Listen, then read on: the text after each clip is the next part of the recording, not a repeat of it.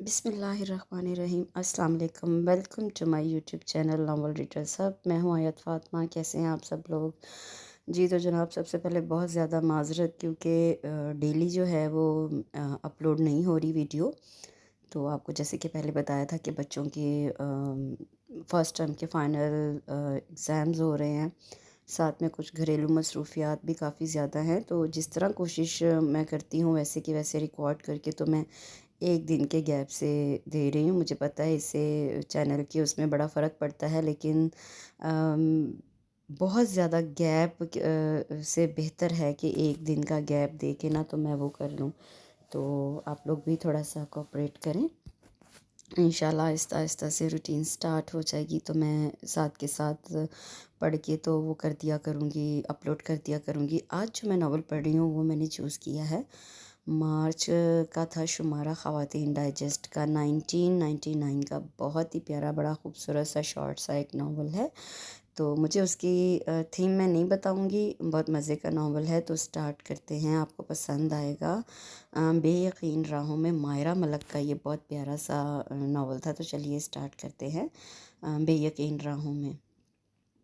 گورے رنگ کا زمانہ کبھی ہوگا نہ پرانا۔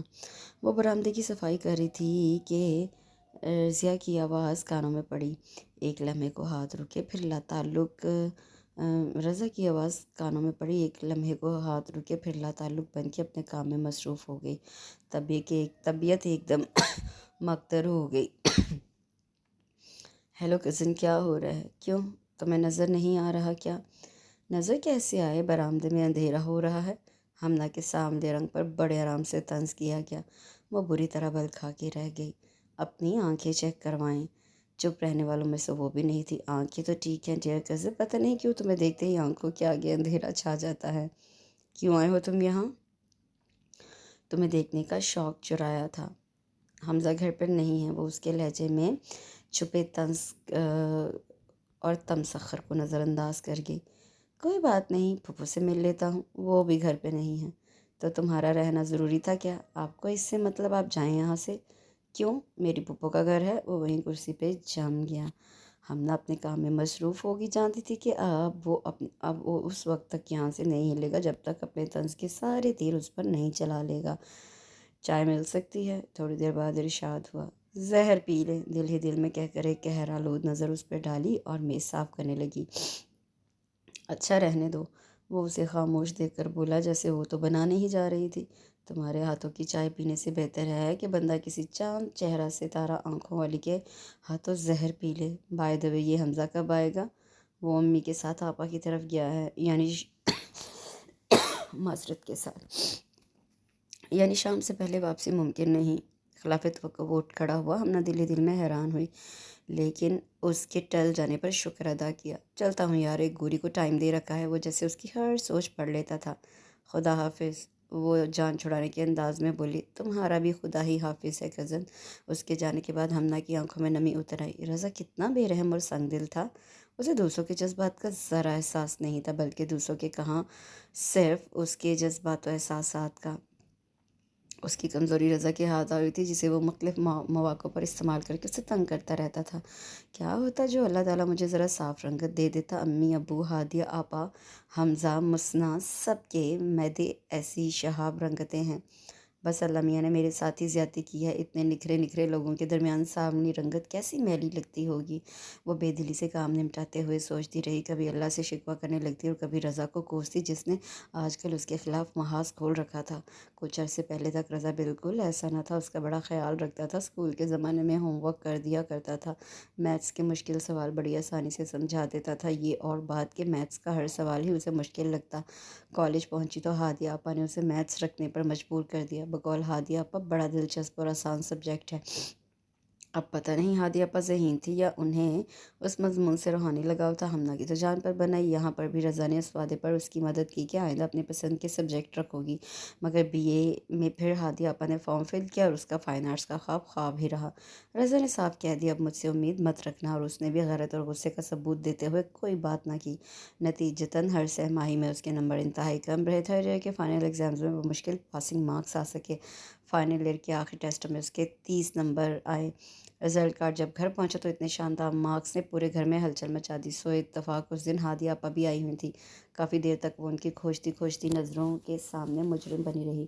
تمہیں میتھس رکھنے کا مشورہ کس احمق نے دیا تھا؟ آپ نے بے ساختہ زبان سے پھسل گیا۔ آپا کی خوبصورت آنکھیں غضبناک انداز میں پھیل گئیں۔ غضب کی ایک بڑی وجہ حماد اور رضا کا ایک دوسرے کو دیکھ کر دبے دبے انداز میں مسکرانا تھا۔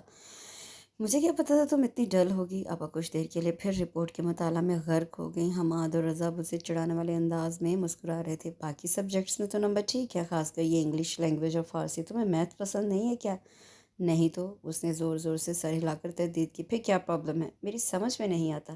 کیا؟ آپا کو جیسے اپنے کانوں پر یقین نہیں آیا۔ تم نے کبھی اسے توجہ سے پڑھا ہے؟ انہوں نے مشکوک نظروں سے اسے دیکھا۔ کئی دفعہ۔ ہمنا نے گرتے ہوئے اعتماد کو سنبھالنے کی کوشش کی۔ اس میں مشکل کیا لگتا ہے تمہیں؟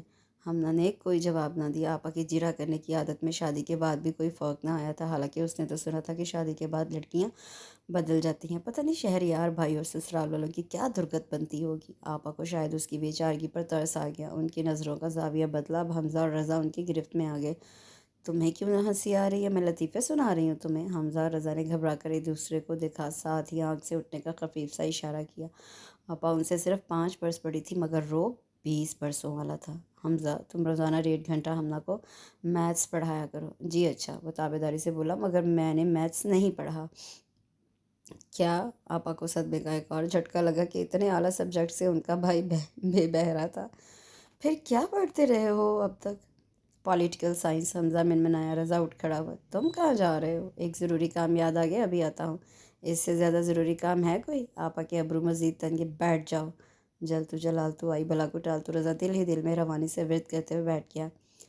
کیا سبجیکٹس ہیں تمہارے؟ کالج میں پولیٹیکل سائنس اور میتھس تھے۔ رضا سے پہلے حمزہ بول پڑا، اور وہ جو غلط بتانے جا رہا تھا جز بز ہو کر حمزہ کو گھور کر رہ گیا۔ تم میتھس میں کیسے تھے؟ بس جی یوں ہی سا تھا۔ رضا نے عاجزی سے جھوٹ گڑے۔ کتنے % تک نمبر لیتے تھے؟ ہمیشہ 75% سے زیادہ ہوتے تھے۔ حمزہ نے پھر مداخلت کی۔ مگر آپا، میں ٹیوشن پڑھتا تھا اور اب بھی پڑھائی کے لیے ٹیوشن سے مدد لے رہا ہوں۔ رضا نے ایک اور جھوٹ گڑا۔ کتنے بجے جاتے ہو ٹیوشن سینٹر؟ آپا نے بے یقینی سے اسے دیکھا۔ کالج ٹائم کے بعد۔ واپسی کب ہوتی ہے؟ 3 بجے۔ مسلسل جھوٹ کا سلسلہ جاری تھا۔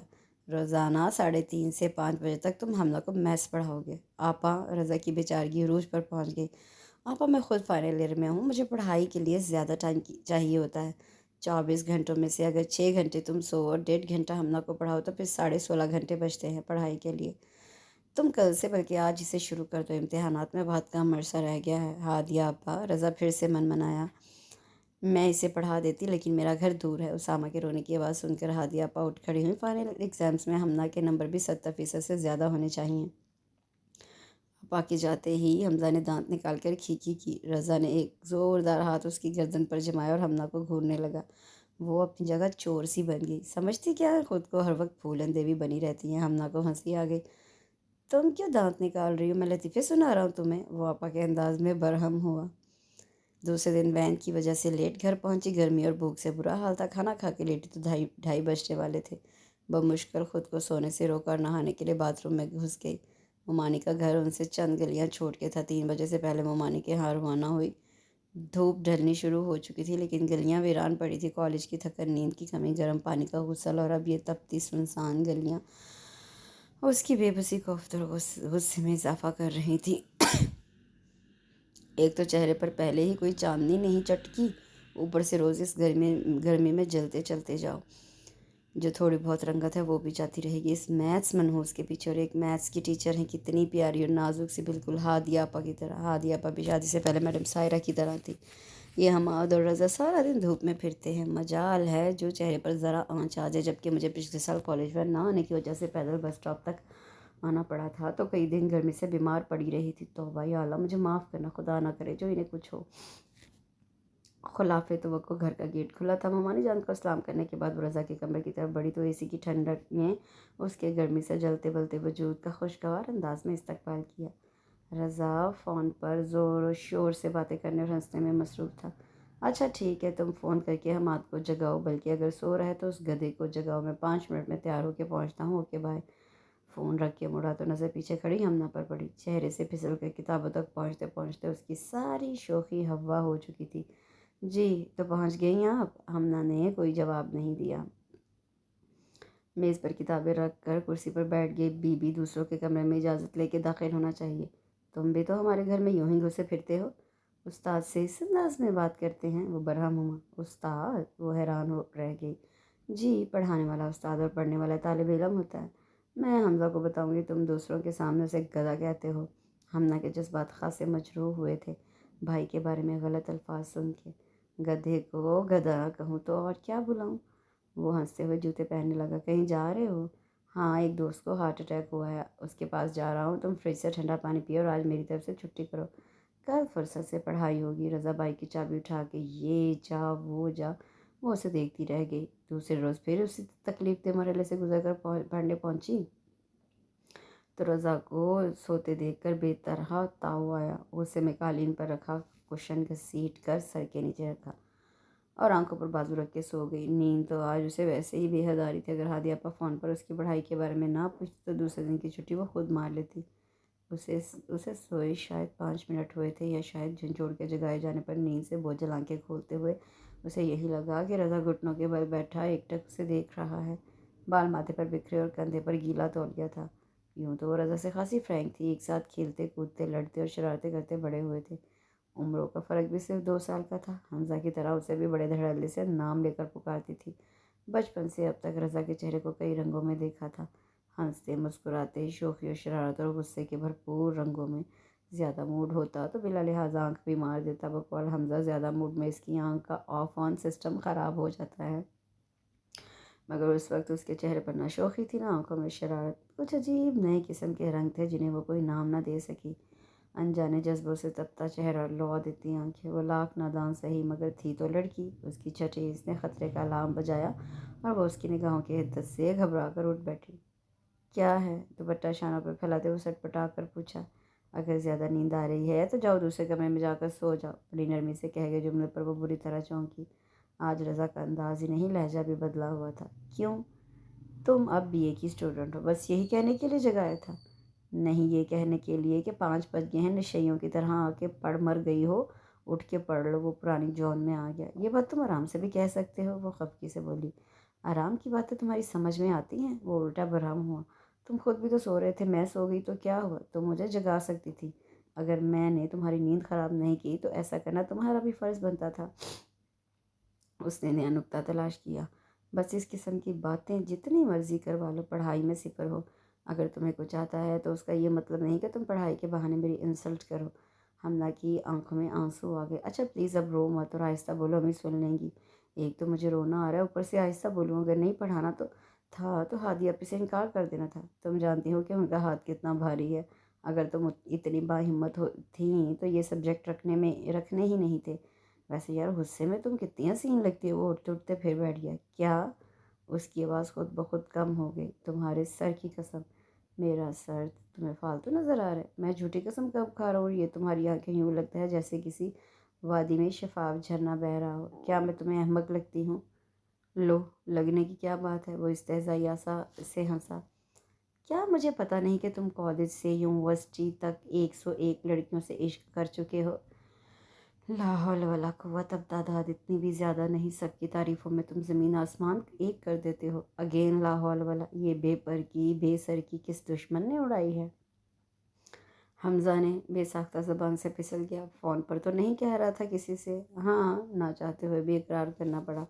چھوڑوں گا نہیں اس بندر کو۔ تم نے کل بھی اسے گدھا اور اود بلاؤ کہا تھا۔ حمنا کو بھائی کی شان میں نیا قصیدہ پسند نہ آیا۔ اوہ، تو یہ جاسوسی تم نے کی تھی؟ وہ اسے گھورنے لگا۔ رضا کو شاید اس پہ رحم آ گیا تھا۔ اگلے دن سے نہ صرف ٹائمنگ چینج کر دی بلکہ سنجیدگی سے پڑھانے بھی لگا۔ تانوں کا سلسلہ البتہ زور پکڑ گیا تھا جنہیں وہ گن گن کر دل میں جمع کرتی جا رہی تھی۔ ایگزامز کے بعد ایک ایک کا بدلہ لینا تھا، لیکن فی الحال برداشت کرنے کے سوا کوئی چارہ نہ تھا۔ ایک تو ہر سوال اتنا مشکل ہوتا تھا کہ اس کا دماغ سنسنانے لگتا، اوپر سے رضا کا غصہ، جھلاہٹ۔ اس پیپے میں کاٹ کباڑ کے علاوہ بھی کچھ بھرا ہے؟ وہ اس کے سر کو گھورتا جواب دیتا۔ جواباً وہ بے چارگی سے اس کی لمبی گردن جھک کر مزید 1 گز لمبی ہو جاتی۔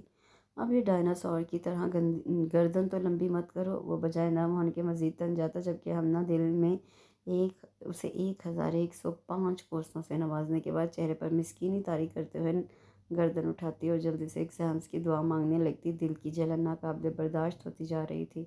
دیکھو ابھی ایگزامس میں 1.5 ماہ باقی ہے، میں تمہیں کسی بھی سبجیکٹ میں ٹرین کرنے کے لیے تیار ہوں، مگر خدا کے لیے اسے چھوڑ دو۔ رضا میں کیا کروں؟ وہ بے بسی سے پوچھتی۔ رضا کو بھی اس کی مسکینی پر ترس آ جاتا۔ تم اسلامیات رکھ لو، وہ نرمی سے رائے دیتا۔ میری ایک دوست نے اسلامیات رکھی ہوئی ہے، بہت طویل کورس ہے، پھر عربی آیات، ان کا ترجمہ اور تفسیر۔ وہ نفی میں سر ہلاتے ہوئے جواب دیتی۔ اچھا پھر اردو رکھ لو، وہ پھر سے رائے دیتا۔ سب سے آسان سبجیکٹ ہے۔ میری ایک دوست نے اردو بھی رکھی ہوئی ہے، مگر مجھے تو ایک شعر بھی سمجھ میں نہیں آتا۔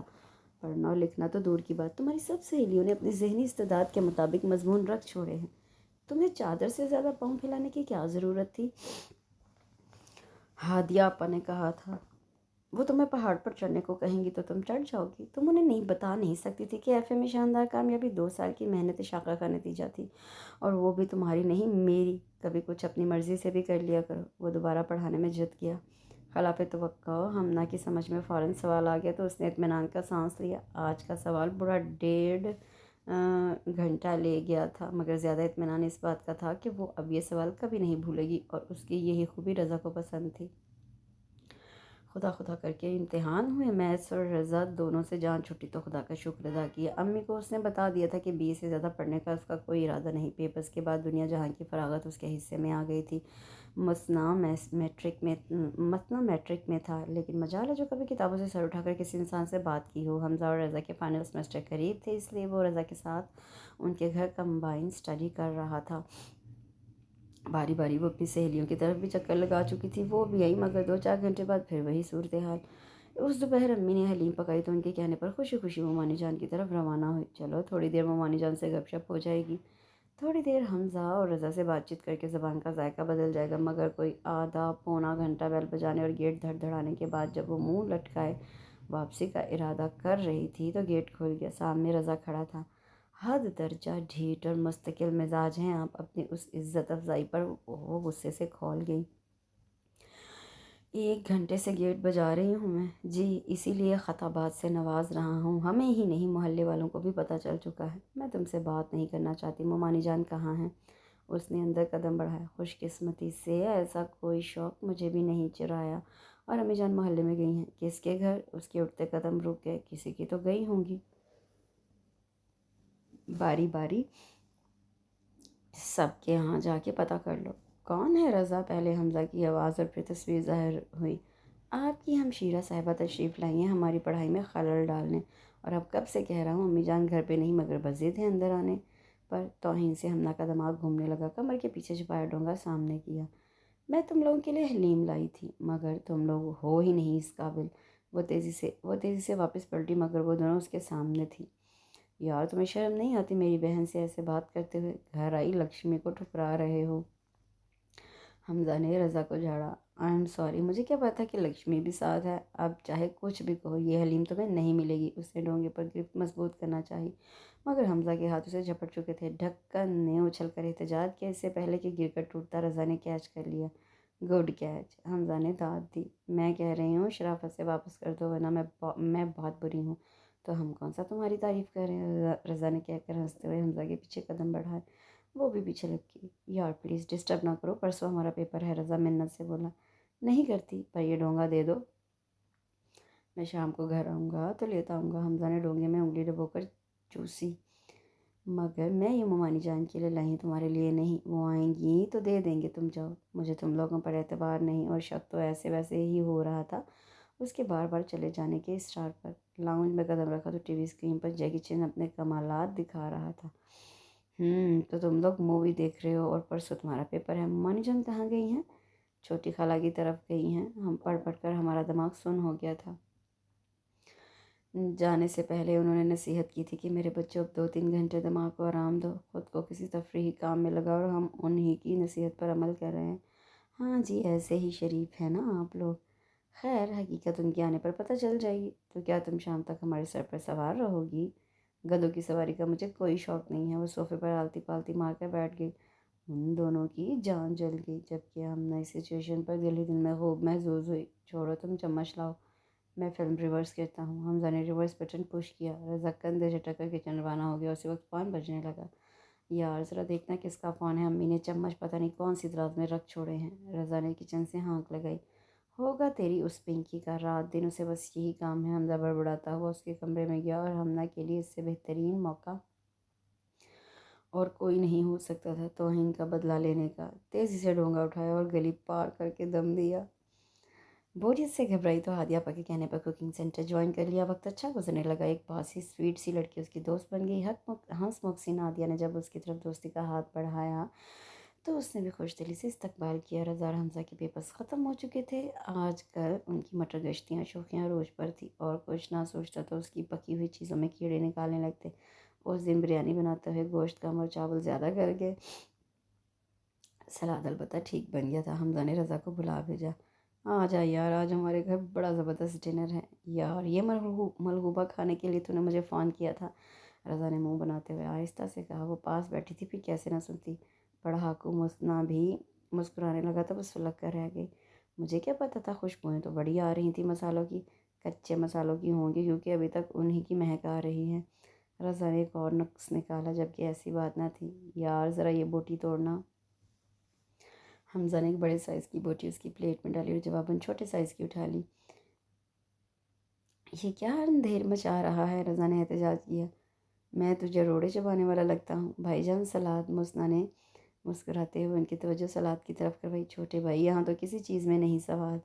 حمزہ کے کہنے پر مسنا کو اچھو ہونے لگا، اور حمزہ کا بس نہیں چل رہا تھا کہ مسنا کو کچا چبا جائے اور ان دونوں کو ہاتھ پکڑ کے باہر کرے۔ امی نے حیرت سے مسنا کو دیکھا، وہ ان سے خاصے فاصلے پر تھی۔ مسنا کیا ہوا، آرام سے کھانا کھاؤ بیٹا۔ ابو زیادہ فاصلے پر نہیں تھے، مگر بدستور کھانے میں منہمک رہے۔ وہ بچوں کی باتوں میں زیادہ مداخلت نہیں کرتے تھے۔ اب سلاد کی شامت آ چکی تھی۔ یہ کیا الا بلا ملا ہوا ہے، رضا نے سلاد کی ڈش کا معائنہ کرتے ہوئے کہا۔ جب اچھی چیز کی پہچان نہیں تو کھا کیوں رہے ہو؟ وہ مزید برداشت نہ کر سکی۔ ہاں اچھی چیز، حمزہ آہستہ سے ہنسا۔ اس ملغوبے کو بنانے کے لیے کیا استعمال کرنا پڑتا ہے؟ تھوڑی سی عقل، وہ جل کر بولی۔ اچھا کہاں سے لی؟ وہ تمہارے پاس تو نہیں ہے؟ حمزہ نے حیرت اور بھول پن کے ریکارڈ توڑے۔ مجھ سے مانگ رہی تھی، رضا نے اس کی معلومات میں اضافہ کیا۔ مگر میں نے کہا بی بی آج کل ادھار بند ہے، ویسے بھی ادھار خوشگوار تعلقات کی کینچی ہوتا ہے، جبکہ ہمارے تعلقات تو ویسے ہی خاصے کشیدہ ہیں، اپنی کسی دوست سے مانگ لو۔ پھر حمزہ کی دلچسپی عروج پر پہنچ گئی۔ پھر کیا یہ رزق بے حرمتی تم دیکھ رہے ہو؟ جیسی روح ویسے فرشتے۔ مسنا بے اختیار ہنس رہا تھا۔ ابو بھی مسکرانے لگے، جبکہ امی اٹھ کر جا چکی تھی۔ تم جاہلوں کو اچھی سلاد کا کیا پتہ؟ سنا بھائی جان، یہ سلاد ہے، پڑھاکو مسنا نے ہنسی روک کے کہا۔ پتہ نہیں اس کے دانت آج کل کیوں نکل رہے تھے۔ اچھا، رضا نے حیرت کا اظہار کیا۔ میں سمجھا بھینسوں کا چارہ ہے۔ اندھے کو ہرا ہی سوچتا ہے، اسی لیے کہتی ہوں روز بھینسوں کی کھرلی میں منہ مت ڈالا کرو۔ حمزہ نے سارا بدلہ چکا دیا۔ بھائی جان چوٹ ہو گئی، مسنا نے بیجمالوں کا کردار ادا کیا۔ کوئی بات نہیں بیٹا، مگر تم نے غور نہیں کیا ان کے روز منہ ڈالنے پر، یعنی یہ خود بھی وہاں موجود ہوتی ہیں۔ بالفاظ دیگر یہ خود کو اللہ میاں کی بھینس کہہ رہی ہیں۔ ہمنا آپی بھائی جان حد سے بڑھ رہے ہیں۔ مسنا نے فوراً اس کی طرفداری کی۔ ہمنا کی مٹھیاں بھینچ گئی۔ اس توہین پر حوصلہ جواب دے گیا۔ اٹھ جاؤ تم دونوں، بلکہ تینوں۔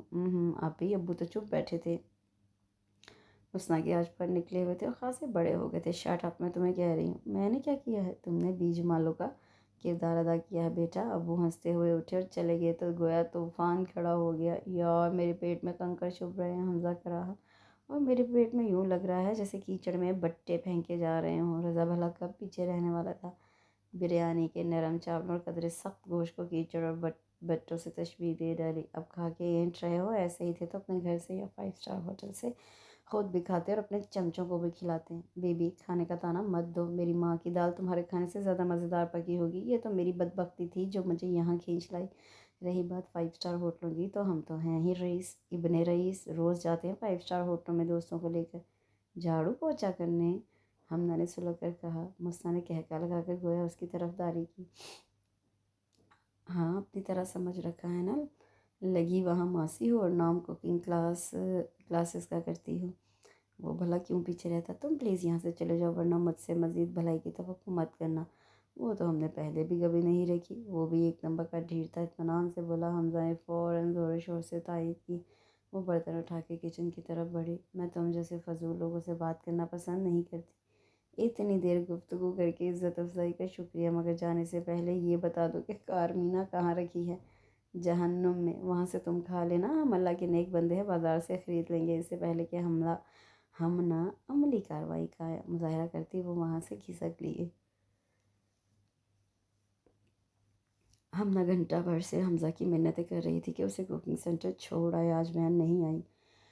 کل گاڑی میں خرابی تھی اور ڈرائیور نے کہا تھا کہ وہ کل نہیں آئے گا، اسے ورک شاپ جانا ہے، اس لیے وہ خود چلی جائیں۔ اور یہ کہ آج اس کا کوکنگ کا ٹیسٹ ہے، مگر حمزہ پر اس کی منت اور آہ و بکا کا اثر نہیں ہو رہا تھا۔ وقت گزرتا دیکھ کر وہ امی کی مدد لینے پہنچی۔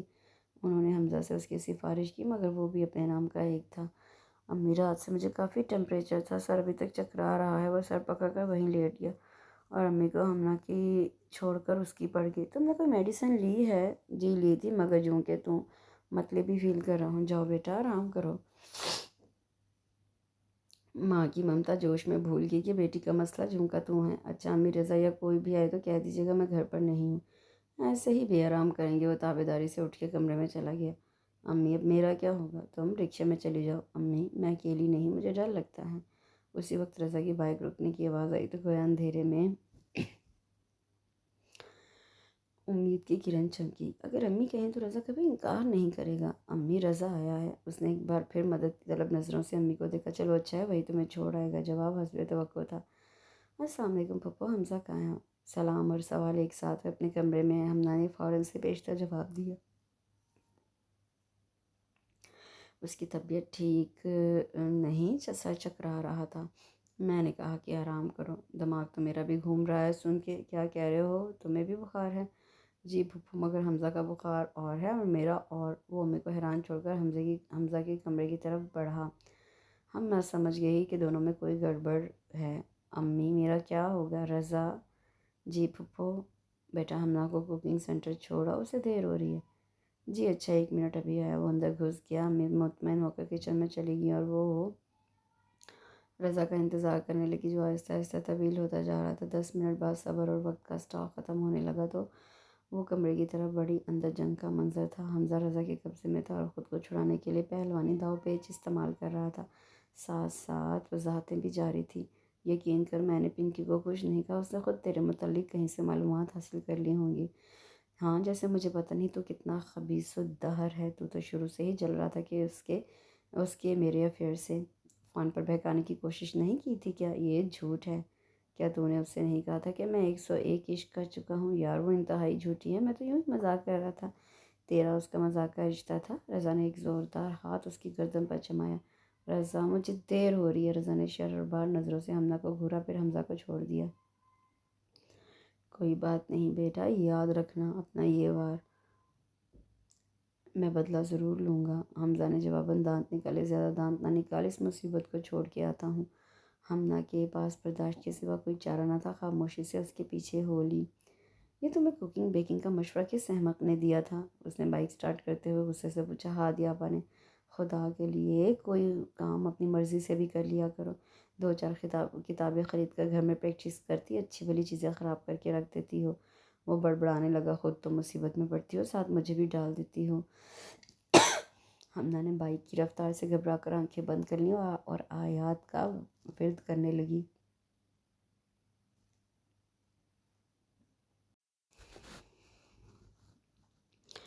ڈرامہ بڑے اہم موڑ پر تھا۔ سسپنس کے ساتھ ان سب کی محویت بھی عروج پر تھی کہ اچانک لائٹ چلی گئی۔ دھت تیرے کی، حمزہ زور سے بولا۔ یار یہ ڈرامے کی ہیروئن کتنی خوبصورت ہے، میرا دل چاہتا ہے کہ ہر ڈرامے میں اس کے ساتھ ہیرو آؤں۔ جی ضرور، اگر پروڈیوسر اس شکل کو دکھانے پر راضی ہو جائے۔ تو جلتا ہے میرے حسن اور حسن پرستی سے۔ حسن تو انسان کے اندر ہوتا ہے۔ مسنا نے گفتگو میں حصہ لیا۔ رہنے دے بھائی، یہ کتابی باتیں ہیں۔ خوبصورتی وہی جو نظر آئے۔ آپ کے خیال میں خوبصورتی کیا ہے؟ تم نے مذاکرہ شروع کر دیا ہے۔ تو کیا ہے؟ بتا دے اپنے آئیڈیل کے بارے میں، بچہ اصرار کر رہا ہے۔ حمزہ نے حمایت کی۔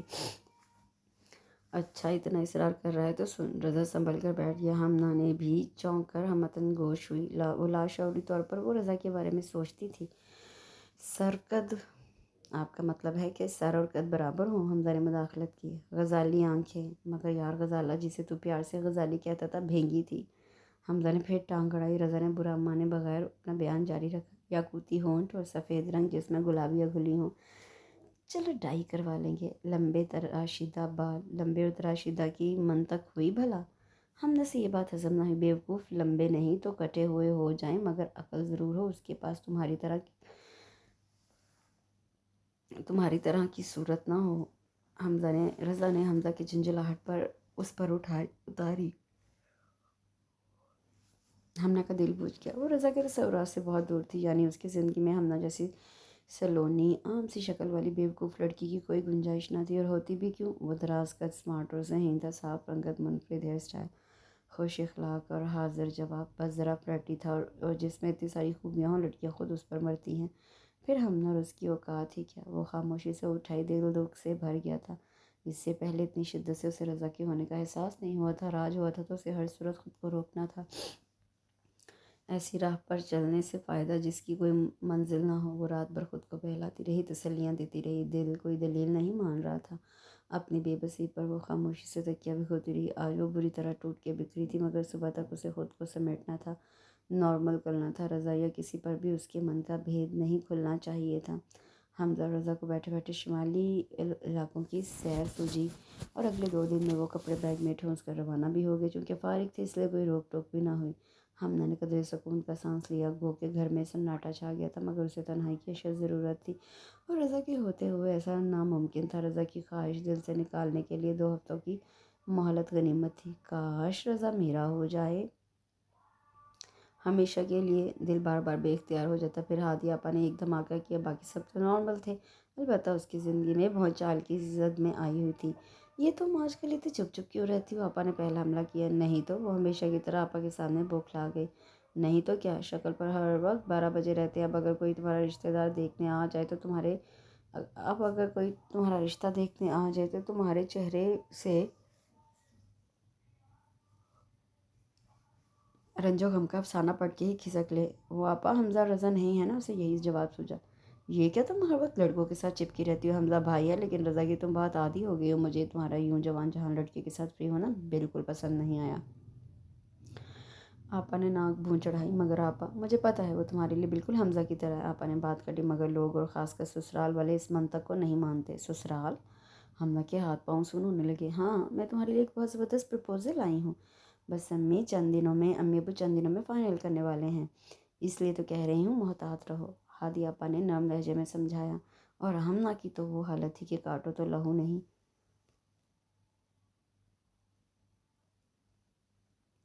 آپا مجھے سنبھلنے کا موقع تو دے، میری زندگی کا ہر فیصلہ آپ اتنی تیزی اور حتمی انداز میں کیوں کرتی ہیں؟ وہ وہیں بیٹھی سوچتی رہ گئی، اور زندگی تو جیسے آزمانے پر تلی ہوئی تھی۔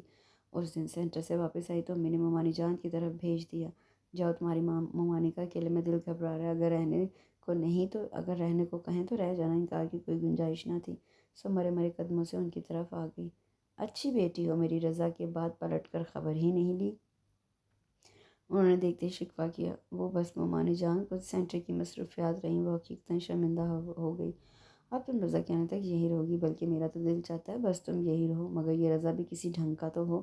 اچھا تم بیٹھو، میں تمہارے لیے کچھ کھانے کو لاتی ہوں۔ اور ہمنا سن سی کھڑی رہ گئی۔ یہ ممانی جان کیا کہہ گئی ہیں؟ کیا انہیں اپنے بیٹے کی طبیعت اور حسن پرستی کا اندازہ نہیں ہے؟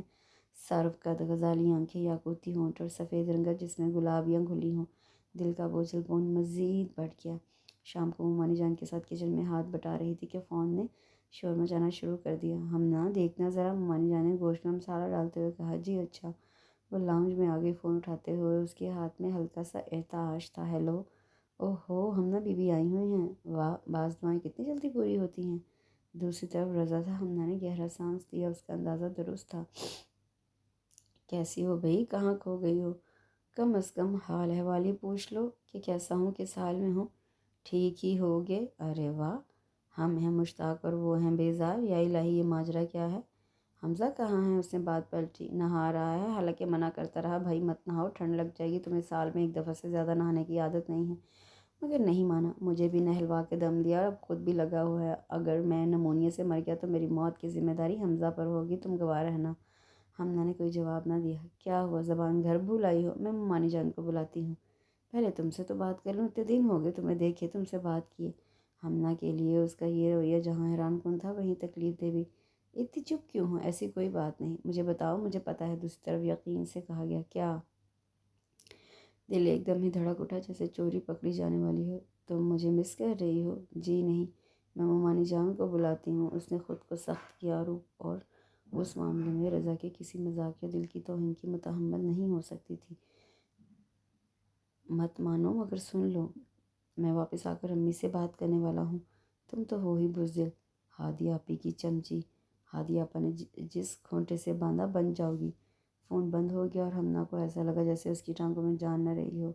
پہلے ممانی جان کا کہنا کہ میرا بس چلے تو میں تمہیں یہاں سے جانے نہ دوں، اور اب رضا کا یہ سب کہنا کہ اگر رضا یہ سب اتنی سنجیدگی سے نہ کہتا تو وہ دل کو بڑی آسانی سے بہلا لیتی کہ دیکھو وہ دور رہ کر بھی تمہارا مذاق اڑا رہا ہے۔ مگر ان چند دنوں نے اسے بہت بڑا کر دیا تھا۔ وہ لہجے اور جذبات کو پہچاننے لگی تھی۔ اگر رضا یہ سب چند دن پہلے کہتا یا ممانی چند دن پہلے اس کے لیے کوشش کرتی تو وہ خود کو دنیا کی خوش قسمت ترین لڑکی سمجھتی۔ مگر رضا کے آئیڈیل والے بیان کے بعد اس نے ذہن سے رضا کی سنگت کا خیال جھٹک دیا تھا۔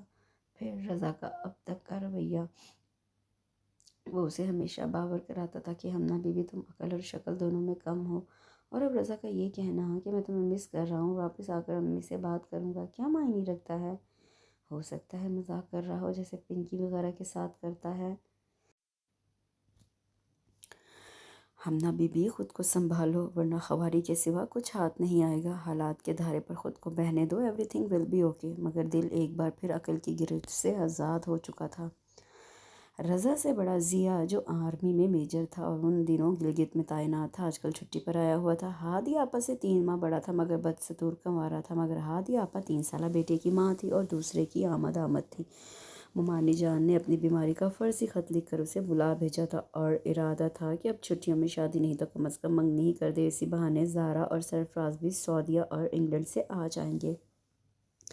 ورنہ تو زہرا نے شادی کے 2 سال بعد سے اب تک شکل ہی نہ دکھائی تھی، اور سرفراز 10 برس میں 3 مرتبہ آیا تھا، 1 مرتبہ شادی سے پہلے اور 2 مرتبہ شادی کے بعد۔ حالانکہ ممانی جان اپنے بیٹے، بہو اور پوتوں کے لیے دن رات تڑپتی تھی، مگر سرفراز شروع ہوئی سے لاپرواہ طبیعت کا تھا، دوسروں کے جذبات و احساسات سے بے نیاز اور لاتعلق، اپنے آپ میں مگر رہنے والا، بالکل اپنے باپ کی طرح۔ ضیا البتہ ماں سے زیادہ قریب تھا، ان کے ہر دکھ سکھ کا ساتھی۔ نہ ممانی جان نے کبھی کوئی بات ضیا سے چھپائی اور نہ ہی ضیا ہی نے، یہاں تک کہ اپنی ناکام محبت کا دکھ بھی ماں کے سامنے کھول کے رکھ دیا تھا۔ وہ ماں تھیں، اپنے غم گسار بیٹے کی دکھ اور پر تڑپ اٹھیں، اور قریب تھا کہ اس بے وفا خود غرض لڑکی اور اس کے گھر والوں کے سامنے، جو اس بات سے بے خبر تھی، اپنے بیٹے کی محبت اور خوشیوں کی بھیک مانگتی، ضیا کو ان کے ارادے کا علم ہو گیا اور اس نے سختی سے روک دیا۔ وہ تیز مزاج، ضدی اور خود پرست لڑکی اس کی شفیق و مہربان ماں سے کبھی نبھا نہ کر سکتی تھی، اور پھر جو اپنی اچھی خاصی محبت کو دوستی کا نام دے کر اس کے ہر جذبے کو جھٹلا سکتی تھی، صرف اس لیے کہ اسے ایک ایسا بندہ مل گیا جو ضیا کے مزاج کے برعکس تھا اور جس کے پاس بیوی کا غلام بننے کی صلاحیتوں کے ساتھ دولت کی فراوانی بھی تھی۔ ایسے میں ضیا جیسے سنجیدہ اور اصول پرست بندے کی محبت دوستی ہی کہلا سکتی ہے۔ ماں کو بتانے کا یہ فائدہ ہوا کہ شادی کا پروگرام کچھ عرصہ کے لیے ملتوی ہو گیا اور ضیا نگری نگری گھوم کر اپنی وحشتیں کم کرنے میں جت کیا، اور اب جب کہ یہ زخم مندمل ہو چکا تھا، اتنی صابر و شاکر ماں کی خواہش پوری نہ کرنا زیادتی ہوتا جس کا وہ تصور بھی نہ کر سکتا تھا۔ زندگی تو جیسے چوکانے پر تلی ہوئی تھی، ایک کے بعد ایک واقعہ اسے بوکھلائے دے رہا تھا۔ شمالی علاقوں سے واپس آنے کے بعد رضا جیسے ہاتھ دھو کر پیچھے پڑ گیا تھا، کبھی گھر آ کر اسے تنگ کرتا اور اونچے سروں میں گاتا، میرے رنگ میں رنگنے والی۔ چونکہ رضا پہلے بھی ادھم مچائے رکھتا تھا، اس لیے کسی نے خاص نوٹس نہ لیا، گھر سے جاتا تو فون کھڑکا دیتا۔ ہمنا نے فون اٹینڈ کرنا ہی چھوڑ دیا، مگر وہ بھی بلا کا تیز تھا، گھر کا ماحول ویسے بھی سخت نہ تھا، اور پھر رضا یا اس کے گھر آنے سے کسی قسم کی جھجک یا پردہ نہ تھا، ہر وقت کا آنا جانا تھا، جو بھی فون اٹھاتا وہ 2 4 ادھر ادھر کی ہانکنے کے بعد کہہ کر اسے بلا لیتا۔ ہمنا کی جان پر بناتی، زندگی میں تو پہلے ہی سکون نہ تھا، خود کو بے حسی کی چادر اڑا کر دل کو پرسکون رکھنے کی کوشش رضا کے لاؤبالی پن سے مسلسل ناکام ہو جا رہی تھی، اور اس دن تو وہ چیخ پڑی کیا سمجھ رکھا ہے تم نے مجھے آخر؟ میں تمہاری اس محبت کے ڈھونگ میں آ جاؤں گی؟ رضا نے حیران نظروں سے دیکھا۔ آخر تم اتنی بدگمان کیوں ہو؟ 3 دن سے میں سر کھپا رہا ہوں تمہارے ساتھ، گا گا کر گلا بیٹھ گیا ہے، محلے والے الگ میراثی سمجھ رہے ہیں۔ بات کرتے کرتے وہ اپنی جون میں واپس آ گیا۔ آئی ڈونٹ کیئر، اس نے منہ پھیر لیا، آنکھوں میں پانی اترنے لگا تھا، مگر مجھے ہے، میری زندگی کا مسئلہ ہے۔ دیکھو، مانا کہ میں نے تمہیں آج تک بہت تنگ کیا، مگر صرف اس لیے کہ تم میں خود سے کچھ کرنے کی تحریک پیدا ہو اور تم خود ساختہ احساس کمتری سے نکلو۔ بائی گاڈ، تمہیں ٹیز یا ہرٹ کرنا کبھی بھی میرا مقصد نہیں رہا۔ تمہارے دل میں ایسا کچھ ہے تو پلیز نکال دو اسے۔ تمہیں پتہ ہے ہادی آپا میرے لیے ایک پرپوزل لائی ہیں جو آج کل میں فائنل ہونے والا ہے۔ تم نے مجھے پہلے کیوں نہیں بتایا؟ توقع کے برعکس وہ پرسکون تھا، اس لیے کہ انکار کی مجھ میں ہمت ہے نہ ارادہ۔ وہ تقریباً بھاگتی ہوئی اپنے کمرے میں آ گئی۔ وہ لاؤنج میں بیٹھی ہادی آپا کے اسامہ سے کھیل رہی تھی جو اسی وقت تشریف لائی تھی اور اب امی کے کمرے میں براجمان تھی۔ یہ ہادی آپا ہر دوسرے دن میکے تشریف لے آتے اور ان کے سسرال والے منع نہیں کرتے، اور وہ جو سمجھ رہی تھی کہ کل کے واقعے کے بعد رضا اب کئی دن ادھر کا رخ نہیں کرے گا، حیران ہو کر سر اٹھایا۔ ضیا بھائی بھی ساتھ تھے۔ السلام علیکم ضیا بھائی۔ وہ اٹھ کھڑی ہوئی، ضیا نے اس کے سر پر ہاتھ رکھ پھیر کر اسامہ کو اٹھا لیا۔ اسی وقت ہادی آپا بھی آ گئی۔ اوہ، تو آپ آئے ہیں؟ ہادی آپا نے عجیب سی نظروں سے ضیا کو دیکھا۔ کیسی ہو ہادیہ؟ ٹھیک ہوں، انہوں نے جواباً حال پوچھنا گوارا نہ کیا۔ تمہارا بیٹا بہت پیارا ہے، بالکل تم پر گیا ہے۔ سنا ہے تمہاری شادی ہو رہی ہے؟ ان کے لہجے پر ہم نہ چونکی، رضا بھی پوری طرح متوجہ ہو گیا۔ ہاں، امی نے کوئی لڑکی پسند کر لی ہے۔ چلو آخر انہیں خیال تو آیا۔ ہمنا کو ان کا اس طرح کہنا برا لگا۔ تم خوش ہو؟ وہ جیسے کسی نئے خیال کے تحت پوچھ رہی تھی۔ ظاہر ہے بھائی، شادی پر کون خوش نہیں ہوتا؟ وہ بھرپور انداز میں مسکرائے۔ ہادیہ آپا، میرے سہرے کے بھی پھول کھلنے والے ہیں، رضا شوخی سے بولا۔ ہمنا نے چونک کر شدید حیرانی سے اسے دیکھا۔ رضا بھی اسے دیکھ رہا تھا۔ وہ اسامہ کو اٹھا کے باہر آ گئی۔ تمہیں کون لڑکی دینے پر آمادہ ہو گیا؟ نکلتے ہوئے ہادیہ آپا کی آواز کانوں میں پڑی۔ شام کو ماموں جان کی فیملی آ گئی تو انہیں سلام کر کے کھانے کا اہتمام کر کے کچن میں آ گئی، مگر جب 1 گھنٹے بعد ماموں جان، ممانی اور ضیا بھائی خاموشی سے چلے گئے تو اسے حیرت نے گھیر لیا۔ مگر پوچھتی تو کس سے پوچھتی؟ پہلے تو کبھی ایسا نہیں ہوا تھا۔ رات کھانے کی میز پر ہادیہ آپا کسی کی تعریف میں بہت بول رہی تھیں۔ امی ابو سنجیدگی اور توجہ سے سن رہے تھے، جبکہ حمزہ بہت خاموش تھا۔ کھانے کی طرف اس کی توجہ نہ ہونے کے برابر تھی۔ ہمنا کا اپنا دل بھی کھانا کھانے کو نہیں چاہ رہا تھا۔ ماموں جان کی فیملی کا آنا اور پھر کھانا کھائے بغیر خاموشی سے چلے جانا اسے اندیشوں میں مبتلا کر رہا تھا۔ پتہ نہیں کیا ہونے والا تھا۔ رات کو امی اور آپا اس کے کمرے میں آئیں تو وہ لچ کر انہیں دیکھنے لگی۔ آج تمہارے ماموں ممانی رضا کے لیے تمہارا رشتہ مانگنا آئے تھے، امی نے بات شروع کی، جبکہ ہادیہ بھی اپنے سسرال سے رشتہ لائی ہے۔ وہ لوگ بھی باقاعدہ آنا چاہتے ہیں، بہت پڑھی لکھی اور امیر فیملی ہے۔ ہادیہ آپا نے بات آگے بڑھائی۔ تمہارا تو مقدر کھل گیا، دعائیں دو مجھے جس کی وجہ سے وہ لوگ تمہاری طرف متوجہ ہوئے۔ لڑکا باہر سے ڈگری لے کر آیا ہے، یہاں کاروبار سیٹ کر چکا ہے، اب باہر بھی برانچیں کھول رہا ہے۔ تمہاری تو لاٹری نکل آئی، یہاں سے وہاں سیریں کرتی پھرو گی۔ شکل صورت کا اتنا پیارا نہیں ہے، مگر ظاہر ہے تمہارے ساتھ اچھا لگے گا۔ آپا نے بے درے اسے نشانہ بنا ڈالا۔ دیکھو ہمنا، تم پر کوئی دباؤ نہیں، فیصلہ بہرحال تمہیں کرنا ہے، امی نے جاتے جاتے کہا تو آپا بھی اٹھتے بولی۔ تم نے کیا فیصلہ کرنا ہے؟ فیصلے تو بڑوں کے ہوتے ہیں، اور میں تمہاری بہن تمہیں کبھی اس بات کی اجازت نہیں دوں گی کہ تم رضا جیسے لاپرواہ اور غیر ذمہ دار شخص کے بارے میں سوچو، جس کی بائک پر ہر دوسرے دن ایک نئی لڑکی بیٹھی ہوتی ہے، جبکہ عدیل جیسے لڑکے لاکھوں میں ایک ہوتے ہیں۔ چراغ لے کر ڈھونڈو بھی تو نہیں ملتے۔ میں تمہیں اپنا مستقبل تباہ کرنے کی اجازت ہرگز نہیں دوں گی۔ جاتے جاتے آپا جتا گئیں کہ ہمیشہ کی طرح ہوگا وہی جو وہ چاہیں گی۔ ہمنا کا دم گھٹنے لگا تو وہ لان میں آ گئی۔ تازہ ہوا نے قدرے سکون پہنچایا۔ حمزہ واک کر کے واپس آیا تو اسے دیکھا تو پاس آ کر رک گیا۔ کیا ہو رہا ہے؟ کچھ نہیں، سب کے باوجود آنسو بہہ نکلے۔ اوہ ہو، ابھی تو بات ہی چلی ہے اور تم نے روایات کا مظاہرہ شروع کر دیا۔ بھائی، وہ اس کے گلے جا لگی۔ وہ بھی شاید زندگی میں پہلی بار سنجیدہ ہوا۔ مجھے پتہ ہے تم کیوں رو رہی ہو، رضا بھی ایسا ہی ہو رہا ہے۔ تم رات کو اچھی طرح سوچو، صبح امی کو آگاہ کرو۔ مگر وہ ہادیہ آپا، انہیں تو عادت ہے ہمارے ہر معاملے میں اپنی مرضی ٹھونسنے کی، خصوصاً تم نے تو انہیں حاوی کیا ہوا ہے خود پر۔ ہمیشہ وہی کرو جو تمہارا دل چاہتا ہے، یا تم جو سوچتی ہو اپنے حق کے لیے لڑنا سیکھو، اپنے موقف پر ڈٹ جاؤ، نہ کہ جس طرف ہادیہ آپا ہانکے ادھر چل پڑو۔ رضا سے بہتر تمہیں کوئی نہیں سمجھ سکتا، لیکن تمہارا فیصلہ بہرحال آخری ہوگا۔ میں تمہارے ساتھ ہوں۔ امی ابو نے بھی معاملہ تم پر چھوڑ دیا ہے۔ مجھے یقین ہے کہ ہادیہ آپا کے لائے ہوئے رشتے کی فیملی رضا لوگوں سے زیادہ اچھی یا امیر ہرگز نہیں ہوگی۔ آپا ضیاء بھائی کی ضد میں ایسا کر رہی ہیں؟ تمہیں پتہ ہے ضیاء بھائی کو دکھ دینے والی آپا ہی تھی۔ حمزہ کے اس انکشاف پر وہ پھٹی پھٹی نظروں سے اسے دیکھنے لگی، جبکہ حمزہ اسے تھپکتا اندر چلا گیا۔ وہ رات اس کے لیے بہت مشکل تھی۔ ہادی آپا نے بچپن سے لے کر آج تک اسے اپنی گرفت میں رکھا تھا۔ اس کے اٹھنے بیٹھنے، پہننے اوڑھنے، یہاں تک کہ اس کے کھانے پینے پر بھی ان کی نظر رہتی تھی۔ اسے احساس کمتری میں مبتلا کرنے میں سب سے بڑا ہاتھ آپا کا تھا۔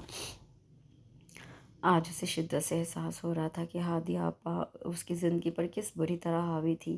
اس کی زندگی کا ہر فیصلہ ہادی آپا کرتی تھی، اور اتنے رعب اور چالاکی سے کہ دوسروں کو احساس تک نہ ہوتا تھا، سوائے رضا کے، جو ہمیشہ سے اس کی اطاعت گزاری سے نالاں تھا۔ مثلاً اسے فائن آرٹس پڑھنے کا شوق تھا۔ ہادی آپا کو بھنک پڑی تو انہوں نے ڈانٹنے والے انداز میں اسے سمجھایا، کیا ہر وقت چڑیوں اور درختوں کی تصویریں بناتی پھرو گی؟ پہلے ہی بوڑھا سا دماغ ہے، میتھس اور انگلش لٹریچر پڑھو، دماغ کی گرہیں کھلیں گی اور دوسروں پر بھی رعب رہے گا۔ کاش اس وقت وہ ڈٹ جاتی۔ رضا بار بار سمجھاتا تھا کہ اپنی مرضی کرو، مگر وہ کم ہمتی اور ادب کا شکار رہتی۔ نتیجتاً آج آپا اس کی زندگی کا سب سے اہم فیصلہ بھی خود کرنا چاہتی تھی۔ اسے تو آج پتہ چلا تھا کہ ضیاء بھائی کی زندگی بے رنگ کرنے والی آپا تھی۔ پتہ نہیں آپا دوسروں کو دکھ دے کر اپنی کون سی حس کی تسکین کرتی ہیں؟ انہیں احساس ہی نہیں ہوتا کہ دوسروں کے دلوں پر کیا گزرتی ہوگی۔ پہلے ضیاء بھائی اور اب رضا، مگر وہ یہ بھی سوچیں کہ ان کے اس فعل کی زد میں ان کی بہن کی خوشیاں بھی آ رہی ہیں۔ اس کی زندگی کو اپنے انداز میں بسر کرنے والی آپا کی تیز نظروں سے رضا اور اس کی ایک دوسرے کے لیے پسندیدگی کیسے چھپی رہ سکتی تھی؟ نہیں آپا، اب اور نہیں۔ آج میں آپ کا حصار توڑ رہی ہوں۔ آپ اپنی زندگی جئیں اور مجھے میری زندگی بسر کرنے دیں۔ رضا کے ہمراہ اس کی سنگت میں کہ میری ہر خوشی اب اس سے وابستہ ہے۔ اس نے پرسکون ہو کر آنکھیں موند لی۔ صبح سب سے پہلے اسے رضا کو اپنے فیصلے سے آگاہ کرنا تھا کہ اسے بہت شکوہ تھا اس سے۔ اس کے ساتھ اس بہت ہی خوبصورت سے کزن بیس ناول کا اختتام ہوتا ہے۔ مجھے امید ہے کہ آپ کو یہ ناول بہت پسند آئے گا۔ کمنٹ سیکشن میں اپنا رائے کا اظہار ضرور کریں۔ کل انشاءاللہ ایک نئے ناول کے ساتھ حاضر ہوں گی۔ اپنا بہت سا خیال رکھیں، دعاؤں میں یاد رکھیں۔ اللہ حافظ۔